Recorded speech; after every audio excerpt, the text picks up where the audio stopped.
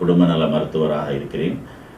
எனக்கு ராமாபுரத்தில் ஒரு கிளினிக்கும் men's clinic என்ற கிளினிக்கும் கேகே நகரிலே சென்னை கேகே நகரிலே முனுசாமி சாலையில் அருண் விஜயா மருத்துவமனை என்ற மருத்துவமனையும் இருக்கிறது. ஹெப்பாடைட்டிஸ் அல்லது மஞ்சள் காமாலை என்பது மக்கள் சர்வசாதாரணமாக அறிந்து கொண்ட அல்லது புரிந்து கொண்ட ஒரு நோயாகும்.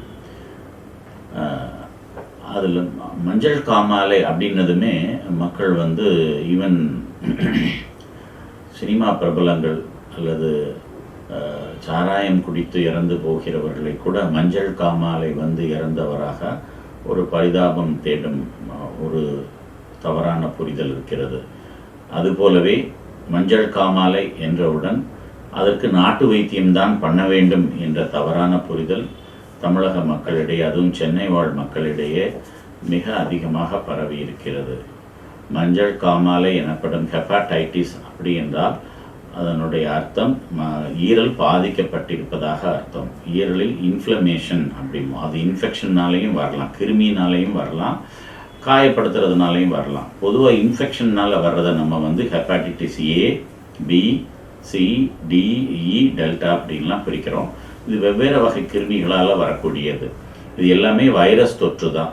அதில் ஏங்கிறது மட்டும் நம்ம உணவால் வரக்கூடியது.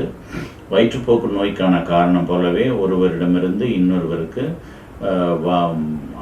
கை கழுவாமல் சுத்தமில்லாமல் இருக்கிற உணவு ஹெப்பாடைட்டிஸ் ஏயால் பாதிக்கப்பட்டவரிடமிருந்து ஓரோஃபீக்கல் அப்படிமோ, கையிலிருந்து வாய் மூலமாகவோ கெட்டுப்போன உணவுகள் மூலமாகவோ வைரஸ் ஏ கிருமியினால் பாதிக்கப்பட்டவர்களால் உணவிலிருந்தோ அது பரவக்கூடியது. தண்ணீரில் மூலமாகவோ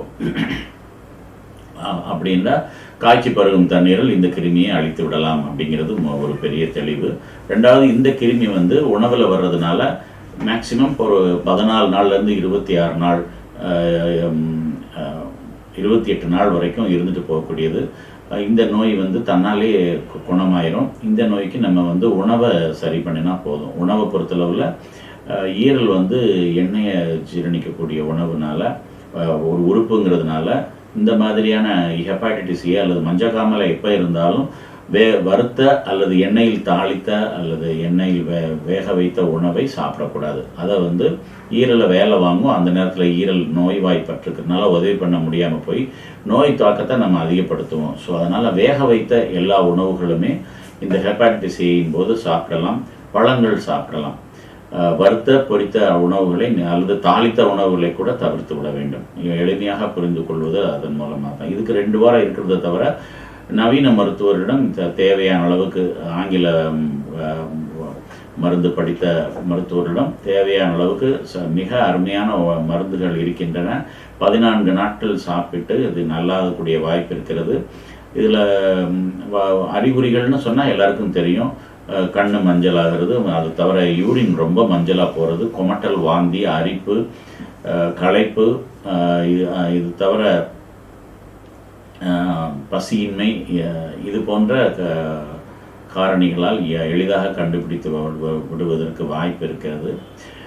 ஸோ இந்த நோய் இந்த அறிகுறிகள் தென்பட்டால் அந்த மருந்துகளை உட்கொண்டு 2 வாரத்தில் நல்லாவதற்கு கூட மக்கள் சில நேரங்களில் நாட்டு வைத்தியங்கள் என்று தேவையில்லாத வைத்தியம் பண்ணி மோசமாக்கி வருவதை பார்க்கிறோம். ஸோ ஹெப்பாடைட்டிஸ் ஏ நவீன மருத்துவரால் 2 வாரத்தில் சிக்கன் பாக்ஸ் போல குணப்படுத்தக்கூடிய ஒரு நோய். தன்னாலே குணமாகக்கூடிய நோய் சொல்ல போனால் நாம் அதற்கு உதவி செய்தாலே போதும் உடலுக்கு. இதில் HBsAg அப்படிங்கிற ஒரு டெஸ்ட்டையும் சேர்த்து பண்ணணும். பொதுவாக நாட்டு வைத்தியன்ற போகிறவங்க வெறும் மஞ்சக்காமலைக்கு மட்டும் செக் பண்ணிட்டு கொண்டு வருவாங்க.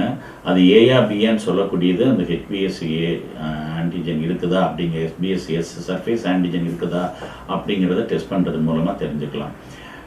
இது இல்லைன்னா அது ஏ, இது இருக்கிறதா இருந்தால் அது பி ஹெப்பாடைட்டிஸ். ஸோ இது தவிர ஹெப்பாடைட்டிஸ் சி HCVன்னு ஒரு டெஸ்ட் பண்ணணும். எல்லா நோய்கள்லையும் அந்த அறிகுறி ஒன்று போல தான் இருக்கும். இது தவிர டிக்கு டெல்டா மற்றபடி அந்த ஒவ்வொரு இதுக்குமே பார்க்கலாம். பரவலாக இருக்கிறது HBsAgங்கிறதுனால HBsAgயும் HCVயும் பார்த்தாலே நமக்கு தெரிஞ்சிடும். இது 2 இல்லாமல் இருக்கிற மஞ்சக்காமலே நம்ம இதில் ஹெப்பாட்டிட்டிஸ் ஏன்னு சொல்லுவோம். இதெல்லாம் இல்லாமல் இது எல்லாமே நார்மலாக இருக்குது. ஆனால் இப்போ பார்த்தீங்கன்னா டாஸ்மாகில் குடிக்கிற எல்லாருக்குமே liver enzymes liver function test பண்ணும்போது பிலிருபின் அதிகமாக இருக்கிறத தவிர லிவர் என்சைம்ஸ் அதிகமாக இருக்கும். அவங்களாம் 10 நாள் சாராய கடையில் குடிக்கிறத விட்டாலே நல்லா இருக்கிறத பார்க்குறோம். ஸோ ஆல்கஹால் அதிகமாக எடுக்கிறவங்களுக்கு வர்ற இந்த நோய் தொற்று அது வந்து கெமிக்கல் இன்ஃப்ளமேஷனால் வர்றது தான்.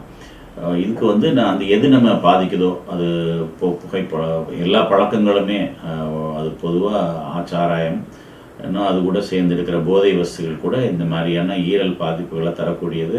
ஈரல் பாதிப்புகளை தரதில் நிறைய மருந்துகளே கூட இருக்குது. நாங்கள் கொடுக்குற மருந்துகள் கூட ஈரல் கெட்டு போவதா, இப்போ டியூபர்குலோஸ் மருந்து, அது மாதிரி கேன்சர் ட்ரீட்மெண்ட்டு, அப்புறம் இம்யூனோதெரப்பி, இந்த மாதிரி விஷயங்களில் நமக்கு வந்து ஈரல் கெட்டு போயிருக்குதாங்கிறத முதல்ல சொல்லப்போனால் இந்த முடக்குவாதம், ரொமாட்டிக் ஆர்த்ரைட்டிஸ் கொடுக்குற மருந்துகள், இதெல்லாம் கூட ஈரலை கெட்டு போகுதா பாதிக்குதா அப்படிங்கிறத அப்பப்போ பார்த்துக்கிட்டே டெஸ்ட் பண்ணிட்டு போகிறது நோயாளிகளுக்கு தெரிந்த ஒரு விஷயம். ஸோ இது போன்ற பிரச்சனைகள் இருப்பவர்கள் ஹெப்பாட்டிட்டிஸ் ஏ, பி, சி, டி இருக்குன்னு கண்டுபிடிச்சாச்சுன்னா அதுக்கான ஹெப்படாலஜிஸ்ட்னே இப்போ சொல்லுவாங்க.